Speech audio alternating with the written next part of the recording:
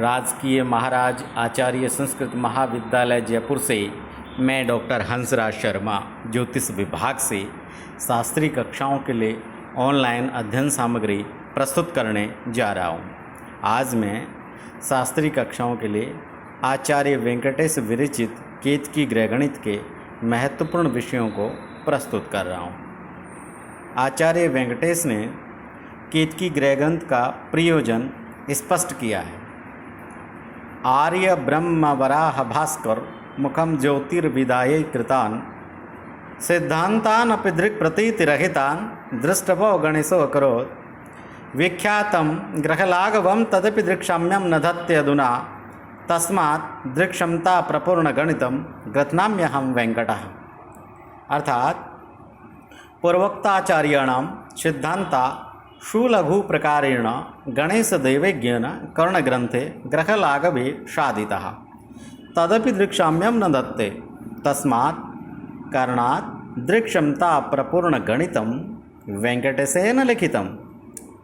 केतकी ग्रहगणिते 11 अध्यायाः सन्ति। तद्यथा प्रस्ताविकाधिकारः, मध्यमाधिकारः, स्पष्टाधिकारः, पंचतारा स्पष्टाधिकारः, त्रिप्रश्नाधिकारः, चंद्रग्रहणाधिकारः, सूर्यग्रहणाधिकारः, युत्याधिकारः, लोपदर्शनाधिकारः, श्रृंगोन्नत्याधिकारः, पाताधिकारश्च। आज हम मध्यमाधिकार के अंतर्गत अहरग्रहण के बारे में अध्ययन करेंगे। तो सर्वप्रथम हम ये जानने का प्रयास करते हैं कि अहरग्रहण किसे कहते हैं। तो अहरग्रहण की परिभाषा है एन नाम दिनानाम गणः समूह अहरगण सच चांद्र सावन नक्षत्र सौरभेदात् चतुर्वेदो अस्ति। तत्र चांद्र सौर नक्षत्र दिनानां कदा आदिः कदा पूर्तिरिति युक्तिमन्तरा प्रत्यक्षाभावात् सावन दिनस्य सूर्योदय समये प्रारंभ विरामयोः प्रत्यक्षावलोकनात् ग्रहादि साधनाय सर्व विद्वांसै सावनात्मक एव अहरगण प्रतिपादितः। तत्र अहरगणानयनस्य प्रयोजनं किम्? तर्हि अस्मिन् मानवलोके सौर चांद्र ऋक्ष सावनैश्चतुर्भिमानैः कार्यसञ्चालनं भवति।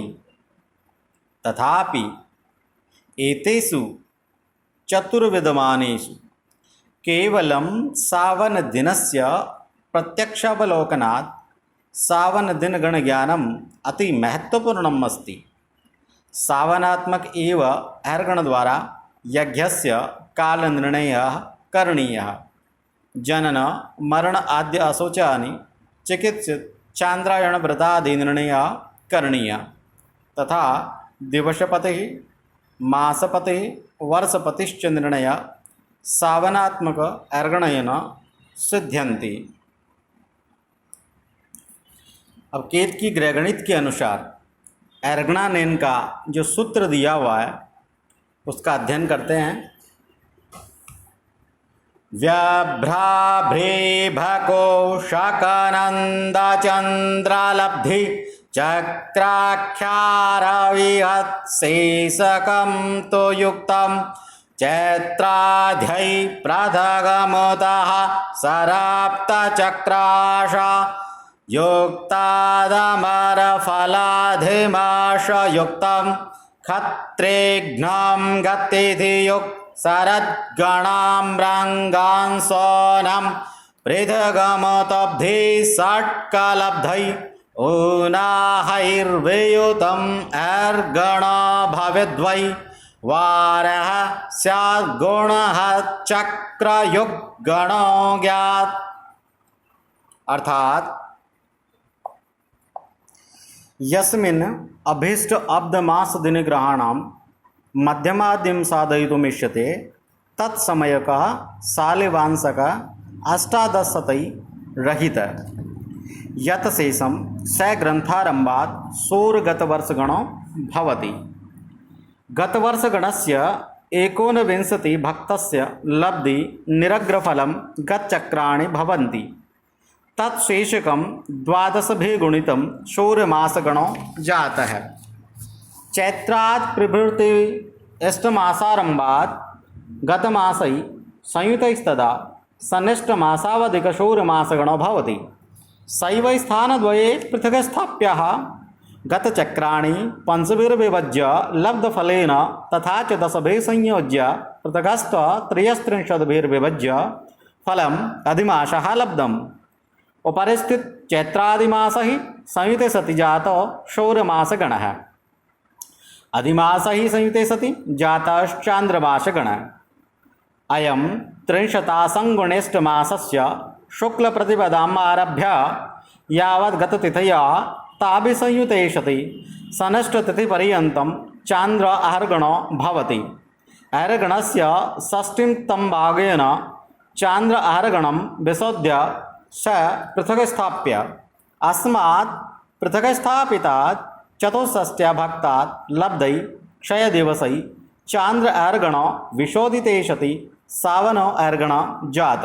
वार्षादनं सो आहर्गण त्रिभिर्गुणितं यच्चक्रं तेन संयोज्य सप्तष्टे सति शेषं तन्निर्दिष्टबुद्ध वाशरात् प्रभृति लब्धस्तद्दिनजुवार स्यात्। अब एक समीकरण के द्वारा हम आपको एर्गणानयन समझाने का प्रयास करते हैं।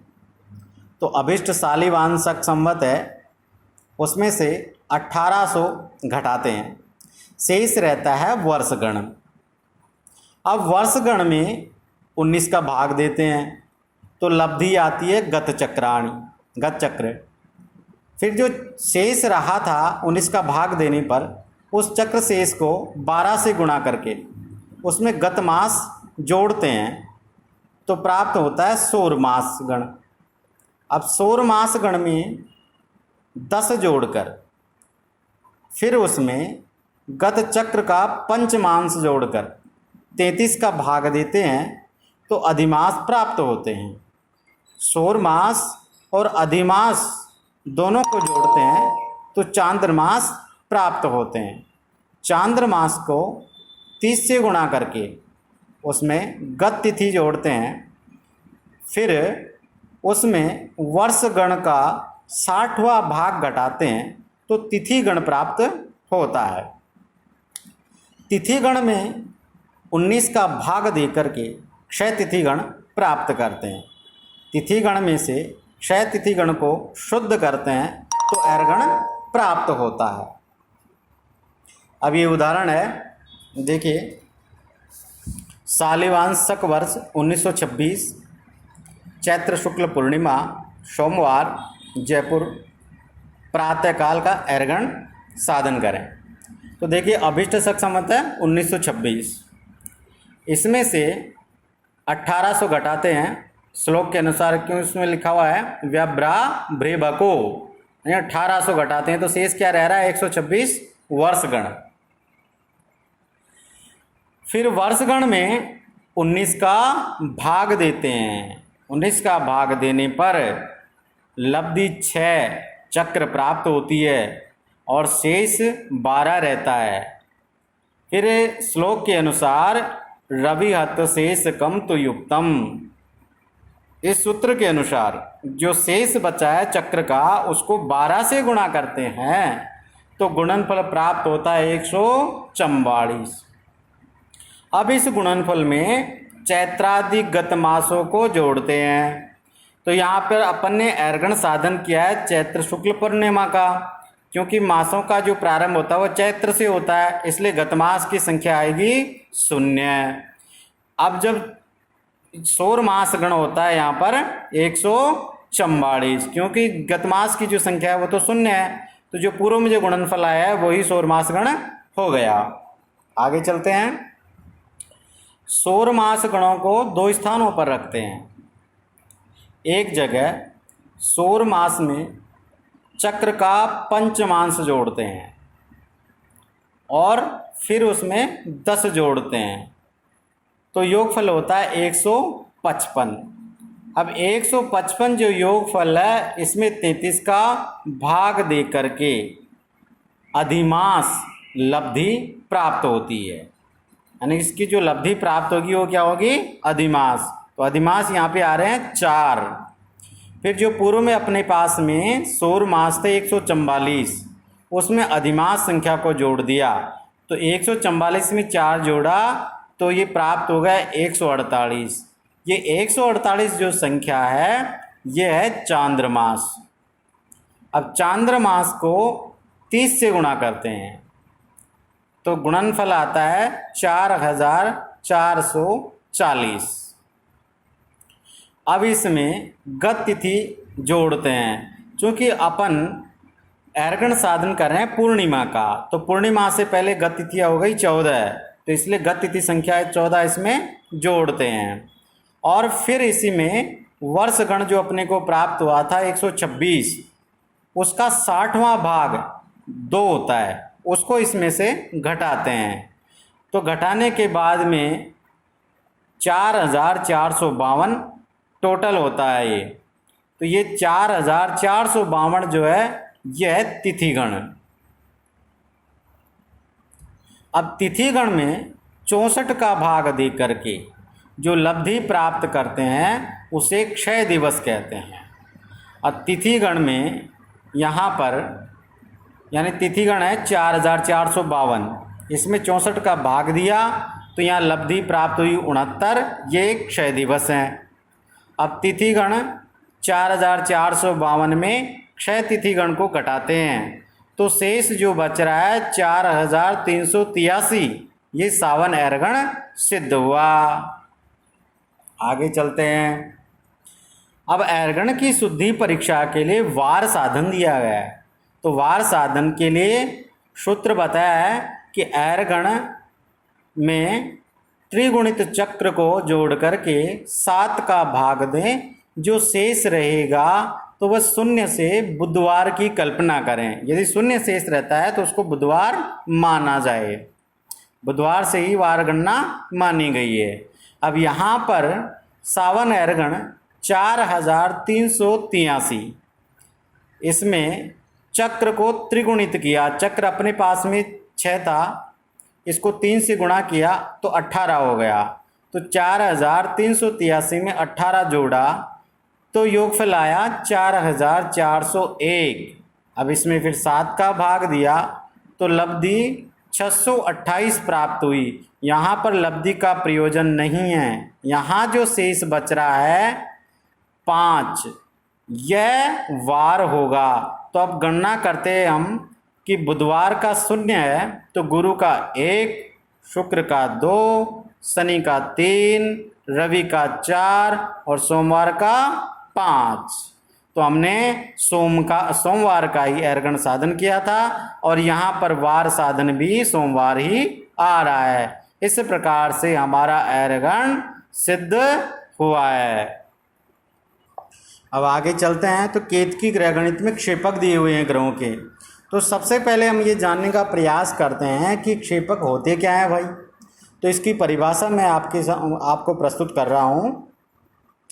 सृष्ट्यादितो केतकी ग्रंथारंभ पर्यंतम कालखंडस्य अहर्गणं प्रसाद्य तद उत्पन्न ग्रह राश्यादि केतकी ग्रह गणितीय क्षेपका कथ्यते। अर्थात सृष्टि के आरंभ से लेकर के केतकी ग्रंथ के प्रारंभ पर्यंत कालखंड का अहर्गण साधन करके उससे उत्पन्न ग्रह राशि आदि को केतकी ग्रह गणितीय क्षेपक कहते हैं। अब आगे कहते हैं केतकी ध्रुवांक क्या होते हैं भाई, इसकी परिभाषा मैं आपको प्रस्तुत कर रहा हूँ। केतकी ग्रह गणित ग्रंथारंभात अभीष्ट गतासन्न वर्षांतम यावद वर्ष समूहे एकोनविंशति वर्षात्मकं कालखंडम चक्र संज्ञकम कल्पितम। तत्र एक चक्र संबंधी ग्रह राश्यादि लाघवार्थे 12 शुद्धम कृत्वा ध्रुव संज्ञकम कल्पितम। ते एव केतकी ग्रह गणितीय सूर्यादि ग्रहाणाम ध्रुवकः कथ्यते। अर्थात केतकी ग्रह गणित के ग्रंथ आरंभ से अभिष्ट गतासन वर्ष पर्यंत जो वर्ष समूह है उसका 19 वर्ष का एक कालखंड को चक्र संज्ञक से कल्पित किया है। उस चक्र संबंधी ग्रह राशि आदि को लाघवता के लिए द्वादश से शुद्ध किया है। वो जो द्वादश से शुद्ध किया है उसे ध्रुव की संज्ञा दी गई है, ध्रुवांक कहे गए हैं। तो ये जो ध्रुवांक हैं वो केतु की ग्रह गणितीय सूर्य आदि ग्रहों की ध्रुवांक कहा जाता है। अब आगे चलते हैं तो केतकी में मध्यम ग्रहानयन की विधि बताई गई है कि किस प्रकार से मध्यम ग्रहों का साधन किया जाता है। तो श्लोक है, क्षेपाचक्रहत ध्रुवेण सहित आह संघगत्यन्वित कर्षा प्रस्फुटितश्च मध्यम खगवन्त्यर्क मध्योदये रेखाग्राम विशेष योजनमिति त्र्यंशोन्मिता लिप्तिका ग्रामे प्रागपरे विदाद्वर्णधनम कार्यागते गौरवात्। अर्थात क्षेपक चक्र गुणित ध्रुवक अहर्गणा भवागति कर्ष संस्कार एसाम चतुर्णाम योग समय उज्जैनी रेखायाम मध्यमार्कोदय समये मध्यम ग्रह स्यात्। अभीष्ट ग्राम रेखाया बहि स्थिते सति रेखांतर योजनानां त्र्यंशोन्मिता कला मध्यम चंद्रे धनर्णम कार्यः। उज्जैनी रेखा तो यदभीष्ट ग्राम पूर्वतः तिष्ठेत् तदा रेखांतर भवकला ऋणम कार्यः, यदि पश्चिमतः तदा धनम इति गेयम्। याम्योत्र रेखातः स्वदेश यावद् योजनान्तरे तिष्ठेत् तावद् योजनात्मकमन्तरं त्रिभिर्विभज्य यल्लब्धं तद् कलादि देशान्तरफलं गेयम्। तद्देशान्तरफलं याम्योत्र रेखातः स्वदेशपूर्वे सति ऋणं भवति, पश्चिमे सति धनं भवति। चंद्रेतर ग्रहाणां गति अल्पत्वेन रेखांतर प्रयुक्ता गति उपेक्षणीयः। अब आगे चलते हैं तो मध्यम ग्रह साधन के लिए केतु की ग्रह गणित में कर्ष संस्कार की आवश्यकता बताई गई है। तो कर्ष संस्कार ग्रहों का क्यों अपेक्षित है इसके बारे में केतु की ग्रह गणित में इस श्लोक के द्वारा समझाने का प्रयास किया है। अधपाति पाषाण खंडास्य वेगो यथानुक्षणं वर्धते स्वीय मार्गे तथा वर्धतेत्यन्तमन्दं हिमांशोर गतिमध्यमावश्यकात् न शुद्धि इतर खचर कर्षात् कुच्यते भूमि कक्षा च्युतिरता उड्डुपस्योपाधिरेति विदुगतिमिति अस्मात् कालवर्गानुसारं हि उपचयम् उपयाति क्षीयते यगुच्चयोश्च करंसो शमन्तात् भ्रमन्तो ग्रहाये स्वदूरत्ववर्गो धृतिद्रव्यतुल्यं प्रकसन्त्यतस्ते मिथ च वयित्वा सुसंस्कारजालं समुत्पादयन्ति मिथकर्षणात् खेचरास्वस्वस्थलेभ्यो अग्रतपृष्ठतोऽत्यन्तमन्दं च्यवन्ते महत्वान्मिथाकर्षणं जीवसन्न्य विहोत्तम लघुत्वान् शेषग्रहाणाम्। एक बार पुनः इसका उच्चारण करते हैं। अधपाति पाषाणखण्डस्य वेगो यथानुक्षणं वर्धते स्वीयमार्गे तथा वर्धतेत्यन्तमन्दं हिमांशोर गतिमध्यमावश्यकात् न शुद्धि इतर खचर कर्षात् कुच्यते भूमि कक्षा च्युतिरता उड्डुपस्यो उपाधिरेणि हि उपैति विदुगतिमितिर् अस्मात् कालवर्गानुसारं हि उपचयम् उपयाति क्षीयते अगुच्चयोश्च खरांसो शमन्तात् भ्रमन्तो ग्रहाये स्वदूरत्ववर्गो धृतद्रव्यतुल्यम् प्रकसन्त्यतास्ते मिथश्चावयित्वा सुसंस्कारजालं समुत्पादयन्ति मिथाकर्षणात्खे चरा स्वस्वस्थलेभ्यो घृता पृष्ठतोऽत्यन्तमन्दं च्यवन्ति महत्वान्मिथाकर्षणं जीवसंज्ञ रिहोक्तं लघुत्वान्नशेषग्रहाणाम्।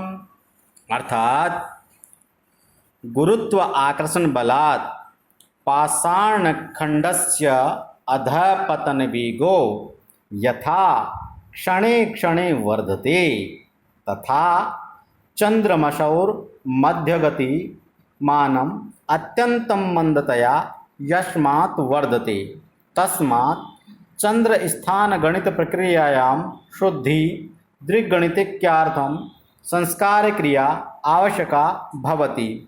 बुध शुक्र गुरु शन्यादीनां भूगोलेतर ये गोलास् तेषाम् आकर्षात् स्वस्वाभिमुखं सतत विच्छिन्न आकर्षणात् भूकक्षाया केन्द्रच्युतिः कुच्यते शनैः शनैः क्षीयमाणा यस्मात् अनुभूयते तस्मात् चन्द्रस्य चन्द्रगोलविषयिणी एनि सूर्यकृता या उपाधि परपीडनं तत् अपेति ईषत् निराकृतं भवति।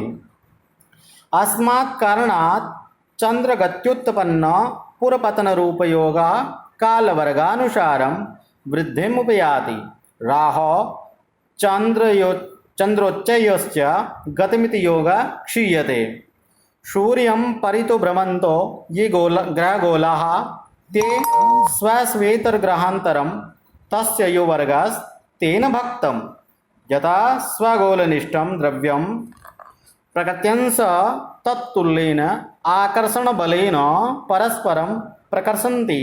अतः तस्मात् कारणात् ते परस्परं चावयित्वा स्वकक्षातो पृष्ठतः पुरतः उपरि अधो वा तद्गोल सापेक्ष स्थित्यनुसारं परस्परं भ्रंशयित्वा बहुविध संस्कारकलापं समुत्पादयन्ति। ग्रहगोलाः परस्पर आकर्षणबलात् अत्यन्तं मन्दं स्वस्वस्थलेभ्यो यथाप्रसंगं च्यवन्ति। अतः सर्वेषां तेषां कर्षसंस्कारः कर्तव्यो भवति। इह तु केतकीकरणे गुरुसंज्ञो महत्तर परिमाणवत्वात् तज्जनितपरस्परम् आकर्षणसंस्कारस्य गणना कृतेति। शेषं ग्रहाणाम् आकर्षणस्य लघुत्तर परिमाणत्वात् तेषां कर्षसंस्कारा नोक्ता। अर्थात गुरुत्वाकर्षण बल के कारण नीचे गिरते हुए पाषाण खंड की गति प्रत्येक क्षण पर बढ़ती जाती है तथा चंद्रमा की मध्यम गतिमान अत्यंत मंदता से जैसे जैसे बढ़ती है उसकी चंद्र स्थान गणित प्रक्रिया द्वारा शुद्धि दृग्गणितज्ञ करने के लिए संस्कार क्रिया आवश्यक रूप से अवर्जनीय होती है। अब चंद्रमा की गति में वृद्धि के कारण रूप गति वृद्धि नियम को कहा गया है। भूगोल के अतिरिक्त बुध शुक्र गुरु शनि आदि ग्रह गोलों के आकर्षण के कारण सामने की ओर सतत अविच्छिन्न रूप से भूमि की कक्षा से भिन्न तथा भूकक्षा की केंद्र च्युति से भिन्न च्युति से धीरे धीरे चंद्रमा जितना क्षीयमाण प्रतीत होता है उतना चंद्रगोल विषयणी सूर्यकृत आकर्षण प्रभाव उसे समाप्त कर देता है, जिस कारण से चंद्र गति उत्पन्न पूर्व की ओर पतन रूप भोग काल समय के वर्ग अनुसार वृद्धि को प्राप्त होती है, अर्थात बढ़ती है। और राहु तथा चंद्र के उच्च का गति मान भोग घटता है। अब काल वर्ग के अनुसार उपचय होने का कारण भूत जो आकर्षण है उसके नियम को कहा गया है।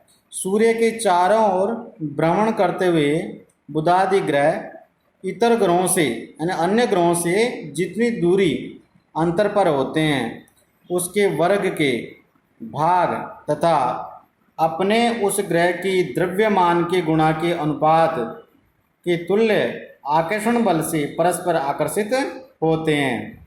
इस कारण से वे परस्पर चलते हुए स्व स्व कक्षा में आगे पीछे ऊपर नीचे तथा उस गोल की सापेक्ष स्थिति के अनुसार परस्पर अलग अलग चलते हैं, गिरते रहते हैं, जिनकी स्थिति को बहुविध संस्कारों के द्वारा क्रिया करके ज्ञात करते हैं। ग्रह गोल परस्पर आकर्षण बल के कारण अत्यंत मंद गति से अपने अपने स्थान से जैसे प्रसंग में चलते हैं उन सब के कारण आकर्षण संस्कार करना चाहिए। इस केतकीकरण ग्रंथ में गुरु शनि का परिमाण अधिक महत्वपूर्ण होने के कारण उनसे उत्पन्न आकर्षण संस्कार कर्म को ही यहाँ कहा गया है, जिसकी गणना की जाएगी। शेष ग्रह गोलों से जनित आकर्षण संस्कार लघुतर होने के कारण उनकी यहाँ पर उपेक्षा की गई है। अब आगे इसमें केतकी ग्रह गणित में चंद्रोच और राहु का क्रस संस्कार दिया गया है। सकात्खाभ्रनागेन्दुहीना सताप्तं फलं वार्गितं षड्विभक्तं कलाद्यं भवेच्चान्द्रकर्षद्विधा स चतुर्घ्न स्वपादो नितस्यात्क्रमदुच्चराः सकात्खाभ्रधृत्युन्मितात् प्राक् परस्तात् धनं चन्द्रराः ऋणं तुङ्गकस्य स्वकरसंयुताखेचरा प्राक् परस्तात् सुदीर्घावधो सूक्ष्मतां नित्यजन्ति। अर्थात चंद्रस्य आकर्ष अल्पत्वेन शकवर्षात् अष्टादशशते प्राग अग्रे द्वित्रिशतवर्षाणाम् अवधि एककलामिता एव संस्कार उत्पद्यते। अतो एतस्मिन् अवधौ तत्प्रयोजनं नास्ति, तद् ऊर्ध्वम् अस्ति एव। आकर्षण संस्कार साधनार्थम् अत्र केवलम् उदाहरणं प्रस्तूयते, तस्य प्रयोजनं तु अस्मिन् शकावधि नास्ति। 2049 शकवर्षे चंद्रोच्चराहूणां कर्ष संस्कार आनीयन्ते। तद्यथा इष्टशकवर्षात् खाभ्रनागेन्दु अर्थात अष्टादशशतहीनात् शेषं 2400मितं शताब्दं फलम् एकं वर्गितम् एकं षड्विभक्तं कलादिफलं 0-0-10 विकल चंद्रस्य धनकर्ष संस्कारः अयं चतुर्गुणो जातश्चंद्रोच्चस्य ऋणकर्ष संस्कारः कलादि 0-0-40 अन्यत्र चांद्रकर्ष स्वपादोरित स जातो राहो धनकर्ष कलादि 0-0-8 विकल एताकर्ष संस्काराः सर्वदा धनं स्युः। अतो एषा संस्कारा एक कलातो अपि अल्पत्वात् अभीष्टशाखे न गृह्यते।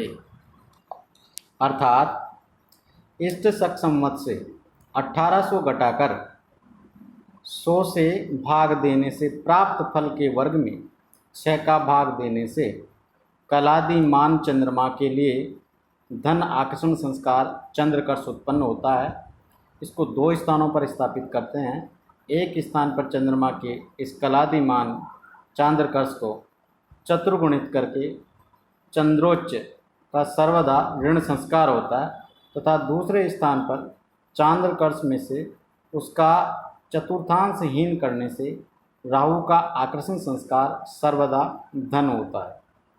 तो शक संवत 1800 के आगे अथवा पीछे दीर्घ अवधि तक शक 1800 में कर संस्कार करने के पश्चात आवश्यकता नहीं रहती, क्योंकि एक बार ये संस्कार कर देने के पश्चात सुदीर्घ अवधि तक इन चंद्रोच्च राहु की सूक्ष्मता में अंतर नहीं आता। अब यहाँ पर एक उदाहरण के द्वारा चंद्रमा का कर संस्कार, चंद्रोच्च कर संस्कार और राहु का कर संस्कार दिया जा रहा है। जैसे अभिष्ट शक संवत 1942 है, इसमें से 1800 को शुद्ध करते हैं तो शेष रहता है 142। इसमें 100 का भाग देते हैं तो एक बार जाएगा, तो एक जो लब्धि हुई है उसका वर्ग किया तो वर्ग भी एक ही आएगा। उसको 6 से विभाजित करते हैं, एक में 6 का भाग देंगे तो 0 0 कल आएगी, और फिर उसको 60 से गुणा करते हैं एक को तो 60, फिर 6 का भाग देंगे तो जाएगा 4। ये जो आएगा चंद्र कर संस्कार आएगा। फिर इसको चतुर्गुणित चंद्रोच्च ऋण संस्कार होता है, यानी कि जो चंद्रमा का जो कर संस्कार होता है इसका चतुर्गुणित चंद्रोच्च ऋण संस्कार होता है, ये ऋण होता है चंद्रोच्च। फिर आगे कहते हैं कि इस चतुर्गुणित संस्कार को अपना स्वपादोनित अपना चतुर्थांश निकालने के बाद राहु का जो संस्कार होगा वो धन होगा। यानी कि जो चंद्रमा का जो संस्कार आया था अपने पास में 10 विकला, अब 10 विकला का चतुर्थांश करेंगे तो 8 विकला प्राप्त होगी। ये जो 8 विकला प्राप्त हुई है ये राहु का धन कर्ष संस्कार है। इस प्रकार से चंद्र संस्कार जो कर्ष संस्कार है वो 10 विकला प्राप्त हुई, चंद्रोच्च जो हुआ वो 40 विकला प्राप्त हुआ, और राहु का जो कर्ष संस्कार जो हुआ वो धनात्मक वो 8 विकला हुआ। तो यहाँ पर जो तीनों संस्कार हैं कर्ष संस्कार वो एक कला से भी कम है, इसलिए इनको ग्रहण नहीं किया जाता। अब आगे गुरु शनि का कृत संस्कार बताया गया है इसमें। तो श्लोक है, भूनागेन्द्र विवर्जिता शकशमा नागेन्दु नंदैरिता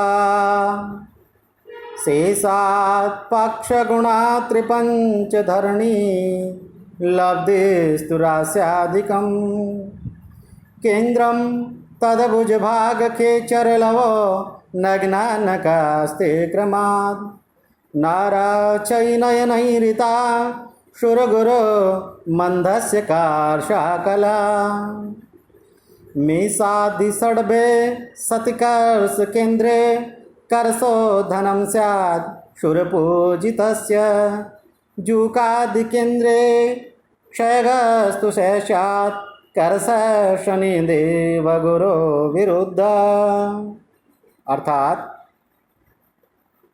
शालिवाहन शकवर्षाणि 81 ऋणीकृत्य शेषवर्षाणि 98 भक्त्वा यल्लब्धं ते भगणा शेषात् द्विगुणितात् 53 विभज्य लब्धफलं बीजकेन्द्र नाम आकर्षणकेन्द्रम् अस्य भुजांसा कृत्वा भुजांसानां 20 जनितं शेषं तेनैव नवमांसेन संगुण्य लब्धफलं स्थानद्वये स्थापितम् एकत्र पंचवीरभक्तं जातं गुरो बीजकलादि अपरत्र द्वाभ्यां भक्तं स जातो शनि बीज कलादि गुरो कर्ष केन्द्रे तुलादि सति धनम तथा मेषादि षड्भे सति ऋणम गेयम शनि कर्ष वैपरीत्यम भवति। अर्थात इष्ट शक संवत में से 1481 को घटाने से शेष में 918 का भाग देने से जो प्राप्त है उस शेष के द्विगुणित को 153 से विभक्त करके प्राप्त राशियादि लब्धि के भुजांश बनाकर उसको 9 से विभक्त करने से प्राप्त फल को 20 में से घटाने से प्राप्त शेष से उसी को गुणा करें। गुणनफल को 5 से विभक्त करने से प्राप्त फल गुरु का बीज कलादि तथा आधा करने से शनि का बीज कलादि प्राप्त होता है। बीज का केंद्र मेषादि 6 राशियों में हो तो गुरु का कर्ष बीज धन तथा तुलादि में हो तो ऋण होता है। शनि का बीज सर्वदा गुरु से विरुद्ध होता है। हम यहाँ एक उदाहरण के द्वारा गुरु और शनि का कर्ष संस्कार साधन कर रहे हैं। तो अभिष्ट शालिवान शक संवत है 1926। इसमें से श्लोक के अनुसार भू नागेंद्र विवर्जिता अर्थात 1481 घटा दिया, शेष रहा 445। फिर नागेंद्र नंदैरिता अर्थात 918 का भाग दे दिया इसमें, तो लब्धि आ गई 0 और शेष 445 ही रहा। फिर शेष को द्विगुणित कर दिया तो 445 को द्विगुणित किया तो गुणनफल हो गया 890। फिर इसको 2 स्थानों पे रखा, एक जगह त्रिपंच धरणी भक्तात यानी 153 का भाग दे दिया। तो 153 का भाग देने पर प्रथम लब्धि 5 प्राप्त हुई और शेष 125 रह गया। 125 को 30 से गुणा किया तो गुणनफल हुआ 3750। फिर इसमें 153 का भाग दिया तो यहाँ पर फिर लब्धि हुई 24, शेष रहा 78। 78 जो है वो 153 के आधे से अधिक है, इसलिए अर्धाधिकम रूपम ग्राह्य। इस सूत्र के अनुसार हम इसका एक और जोड़ देंगे तो 24 में एक और जोड़ दिया तो यहाँ पर गुरु का राशियादि जो बीज केंद्र है वो प्राप्त हो गया 525। अब आगे इसको कर्ष का जो केंद्र हुआ है इस कर्ष केंद्र के भुजांश किया। अब भुजांश करने के लिए 6 राशियों में से इनको घटा दिया तो 6 राशियों में से 5 राशि 25 अंश को घटाया तो राशि स्थान में रहा 0 और अंश बचे 5। अब इसका नवमांश किया तो नवमांश किया 9 का भाग दिया तो प्रथम लब्धि तो 0 हुई, शेष 5 रहा। फिर उसको 60 से गुणा किया 300 गुणनफल हुआ। फिर 9 का भाग दिया तो लब्धि प्राप्त हुई 33। तो यहाँ पर 0 तो अंश हुआ और 33 कला हुई। आगे चलते हैं। यहाँ पर जो लब्धि प्राप्त हुई थी 0 अंश और 33 कला, इसको 20 में से शुद्ध करेंगे। शुद्ध करने पर शेष रहा 19 अंश और 27 कला। फिर इसको उसी से गुणा करेंगे तो गुणा करने पर गुणनफल आया 627 अंश 891 कला। अब इसको एक जगह 5 का भाग देंगे तो 5 का भाग दिया 641 में तो भाग गया प्रथम बार 128। 128 प्रथम लब्धि प्राप्त हुई, शेष बच गया 1 को फिर 60 से गुणा किया और जो आगे 51 है उसको जोड़ दिया तो टोटल हुआ 111। 111 में फिर 5 का भाग दिया तो भाग देने पर 22 लब्धि प्राप्त हुई। तो यहाँ पर गुरु का जो कर्ष धन प्राप्त हुआ है वो अंशादि प्राप्त हो गया 4 अंश 8 कला और 22 कला। अब कहते हैं कि इसको द्वाभ्याम भक्तम, इसमें 2 का भाग दे दें तो 2 का भाग दिया 641 51 में तो 641 में 2 का भाग देते हैं तो 320 प्रथम लब्धि प्राप्त हो गई। फिर एक शेष रहा, एक शेष में 60 से गुणा किया और जो आगे का 51 विकला है उसको जोड़ दिया तो टोटल हो गया 111। फिर 2 का भाग दिया तो लब्धि प्राप्त हुई 55। तो इस प्रकार से शनि का जो कर्ष कलादि प्राप्त हुआ वो यहाँ पर हो गया 320 55, 320 कला और 55 विकला। ये जो है शनि का कर्ष जो है वो ऋण होगा, क्योंकि ये देवगुरु बृहस्पति के हमेशा विपरीत होता है।